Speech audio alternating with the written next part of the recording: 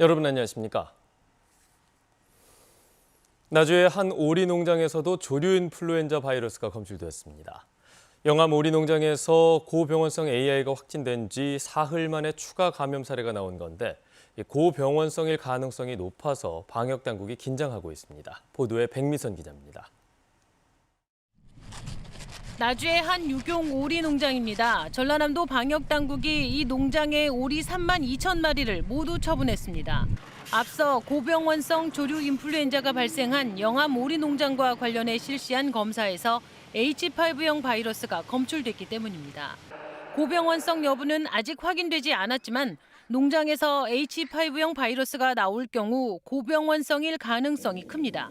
전남과 가까운 인근 전북 정읍에서 고병원성 AI가 처음 확인된 건 지난달 28일. 불과 열흘 만에 전남 2개 농장에서 조류 인플루엔자 바이러스가 잇따라 검출되면서 방역 당국이 긴장하고 있습니다.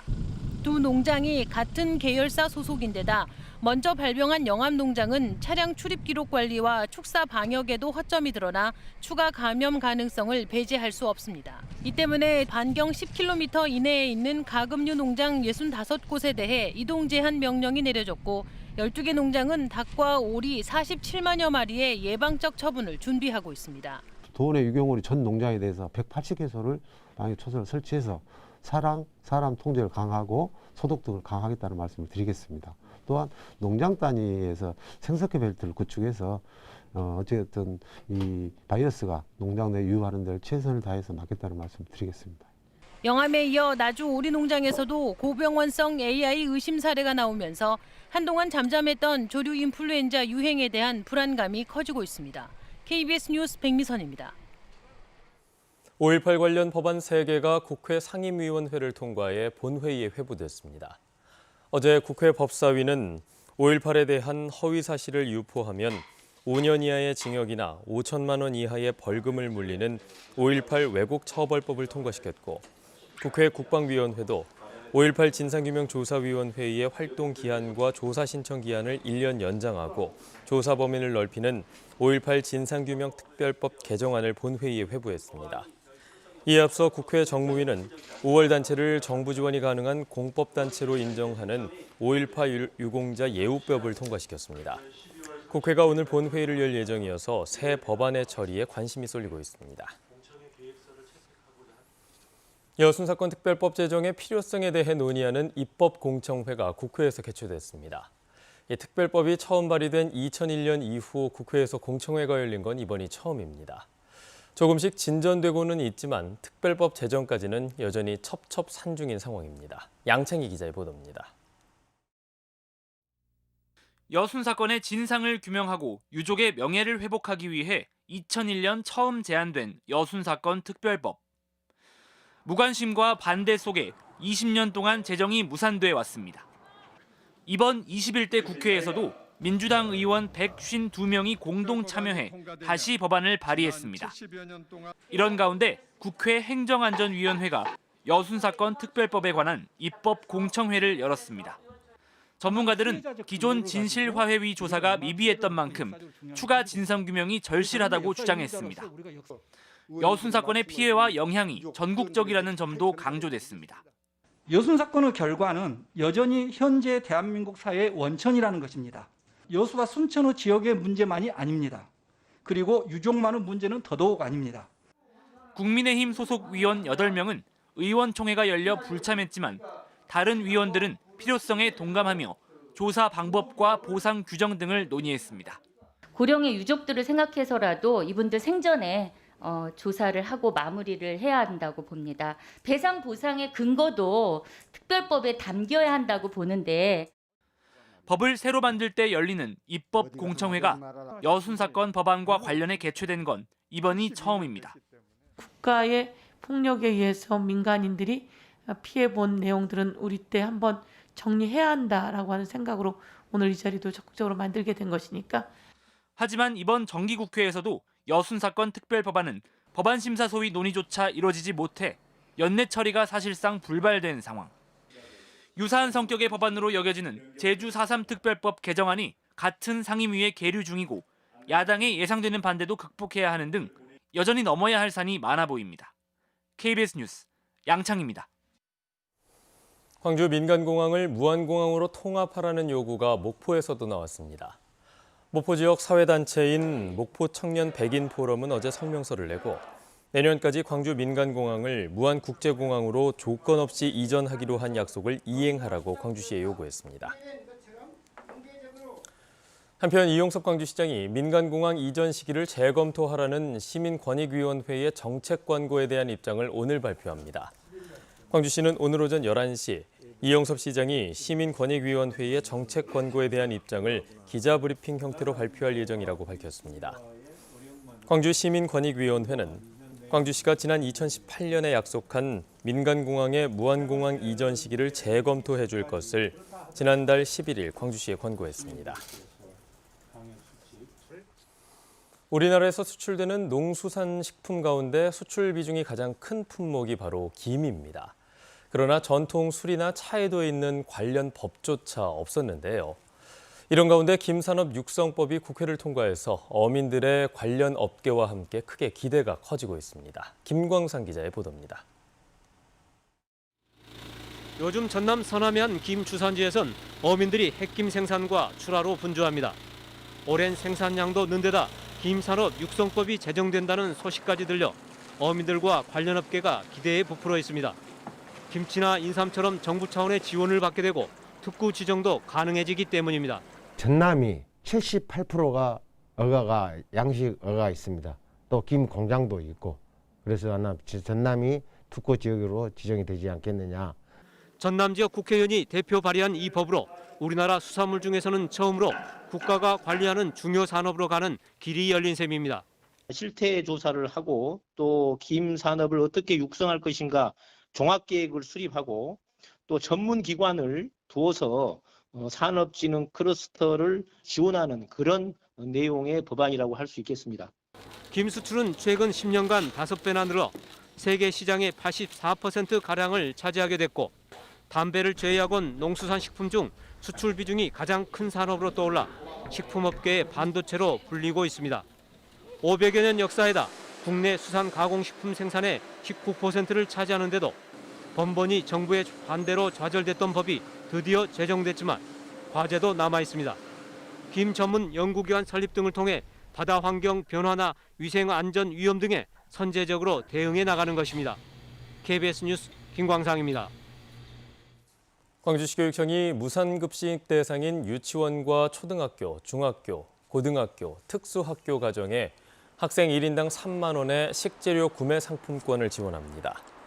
상품권 지원은 코로나 확산으로 집행되지 못한 학교 급식 예산을 활용해 3만 원권 온누리 상품권이 지원되며 별도 신청 없이 가정통신문 등을 통해 지원 내용이 통보됩니다.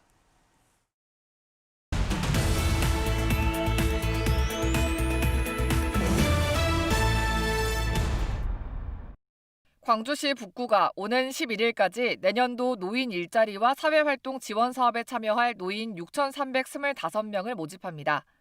모집 사업은 공원관리와 학교 환경정비 등 59개 세부 사업이며 참여 대상은 사업에 따라 만 60세 이상과 만 65세 이상으로 나뉘어 진행됩니다. 광주시 광산구는 마을 공동체 만들기에 참여한 마을활동 지원가들이 그동안 활동한 내용을 공유하는 광산 공동체 한마당 행사를 열었습니다. 100여 명의 활동가들은 온라인 화상회의를 통해 올 한 해 활동을 발표하고 내년 사업 계획 등을 공유했습니다. 맞벌이 가정 자녀의 돌봄을 지원하기 위한 광양 아이키움 센터 3곳이 추가로 문을 열었습니다. 이번에 개소한 곳은 광양읍 덕내 수시아 아파트와 창덕 1차 아파트 등 3곳으로 내년까지 추가로 3곳을 더 개소할 예정입니다. 영암 공설운동장 입구와 영산호 입구에 성탄 트리가 설치됐습니다. 영암구는 높이 7m의 이 성탄 트리가 코로나19로 지친 주민들을 위로하고 새해 희망을 기원하자는 뜻에서 기독교 연합회 주관으로 설치됐다고 밝혔습니다. 지금까지 단신 브리핑이었습니다. 네, 다음은 희망 2021 나눔 캠페인 이웃돕기 성금을 보내주신 분들입니다. 나주시 남평읍 남평 1, 2 주민들이 40만 원, 나주시 남평읍 대교 1, 2 주민들이 20만 원, 나주시 남평읍 풍림 1, 2 주민들이 20만 원, 나주시 남평읍 평산 1리 주민들이 13만 원을 모아주셨습니다. 나주시 남평읍 수원 2리 주민들이 10만 원, 한평군 주식회사 아성산업개발에서 50만 원, 한평군 월야면 정산 4리 주민들이 25만 원, 한평군 월야면 용월 1, 2 주민들이 20만 원을 기탁하셨습니다. 한평군 대동면 덕산 3리 주민들이 20만 원, 한평군 학교면 월산 8리 주민들이 20만 원, 한평군 학교면 월산 1, 2 주민들이 15만 원, 영광군 백수읍 상사 3리 주민들이 42만 8천 원을 보내주셨습니다. 영광군 백수읍 하사 1, 2 주민들이 30만 6천 원, 영광군 백수읍 약수 1, 2 주민들이 13만 원, 화순군 청풍면 풍암리 주민들이 35만 원, 화순군 청풍면 차 1, 2 주민들이 17만 원을 맡겨주셨습니다. 성금을 보내주신 분들 고맙습니다. 전라남도가 역사성과 문화적 가치가 높은 올해 방문해야 할 명품숲 12곳을 선정한 가운데 목포 고화도 이충무공 곰솔숲이 최우수 숲으로 선정됐습니다. 이번에 선정된 숲을 보면 3월은 장흥 청관산 동백숲, 4월은 강진 주작산 진달래숲, 5월은 완도수목원 난대숲 등 12곳이 선정됐습니다. 이 가운데 목포 고화도 이충무공 곰솔숲은 500년 된 소나무가 3헥타르의 군락지를 이루고 있으며 숲에서 바라본 바다 경관이 아름다워서 최우수 힐링 숲으로 선정됐습니다. 공익제보 이후 해임됐던 광주 명진고 손규대 교사의 복직이 7개월 만에 결정됐습니다. 광주시 교육청은 명진고 측이 오늘 손 교사를 복직시키기로 했다고 밝혔습니다.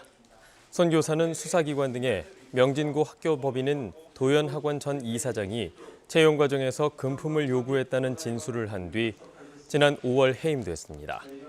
이에 대해 교원소청심사위원회는 손 교사에 대한 해임과 임용 취소 처분은 부당하다며 취소 결정을 내렸습니다.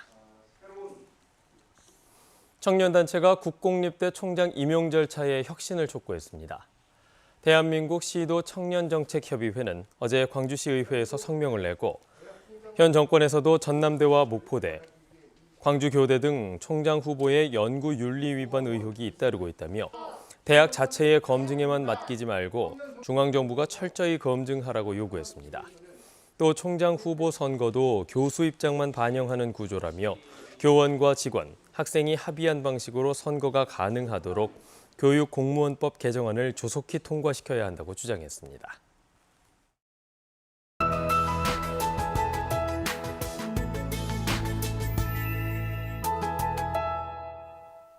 오늘 아침 추위에 대비 단단히 하셔야겠습니다. 어제보다도 기온이 큰 폭으로 떨어졌습니다. 영도 안팎의 기온을 보이는 곳들이 많고요. 이렇게 파란색으로 표시된 내륙 지역들은 영하 5도 안팎으로 춥습니다. 광주가 영하 2도, 곡성은 영하 6.4도를 가리키고 있는 만큼 오늘 따뜻한 옷 챙겨 입으셔야겠습니다. 추위는 낮부터 점차 풀리겠습니다. 광주의 낮 최고 기온 10도로 어제보다는 2, 3도가량 높겠고요. 내일과 모레 아침 기온과 낮 기온 모두 다 평년 기온을 웃돌겠습니다. 오늘은 대체로 맑다가 오후부터 차츰 구름이 많아지겠고요. 미세먼지 농도 보통 수준으로 공기질은 무난하겠습니다. 다음은 자세한 지역별 날씨입니다. 아침 기온 화순이 영하 5도, 나주가 영하 4도로 춥습니다. 낮 최고 기온은 여수 10도, 순천과 광양 12도로 추위가 조금 누그러지겠습니다. 목포의 낮 최고 기온 8도, 영암과 해남 10도까지 오르겠고요. 신안을 비롯한 그 외 도서 지역은 9도가 예상됩니다. 바다의 물결은 전해상에서 비교적 잔잔하겠습니다. 기온은 잠시 올랐다가 다음 주에 다시 큰 폭으로 떨어지겠고요. 일요일부터 화요일 사이에는 비나 눈이 오겠습니다. 날씨였습니다. 뉴스를 마칩니다. 여러분 고맙습니다.